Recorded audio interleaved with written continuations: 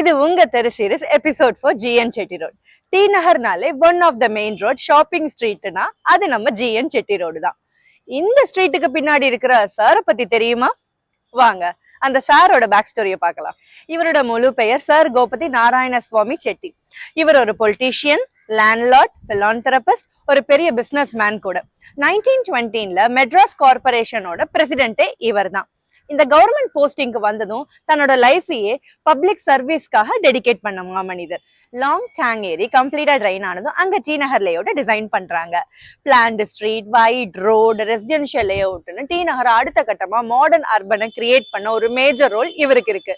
அது மட்டும் இல்லைங்க, இவர் நீதி கட்சியோட ஒரு பெரிய தூண்.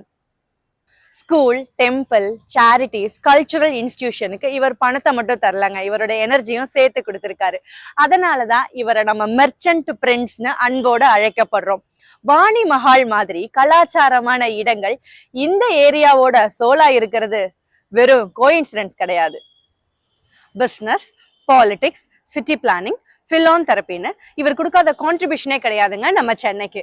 அதனாலதாங்க ஒரு முக்கியமான சாலைக்கு GN செட்டி ரோடுன்னு வந்ததுக்கான காரணமே. இது வெறும் ரோடு மட்டும் இல்லைங்க, இது ஒரு லெகசி. எல்லா சாலையிலும் நம்ம தாண்ட ஒரு ஸ்டெப்பும் ஒரு மனிதன் சென்னை மக்களுக்காக செஞ்ச சேவையோட மெமரி தாங்க. இதே மாதிரி உங்க தெரு வரலாறை தெரிஞ்சுக்க நம்ம தெரு சீரிஸ் பேஜ இன்ஸ்டாகிராம்லயும் யூடியூப்லயும் ஃபாலோ பண்ணுங்க. வணக்கம்.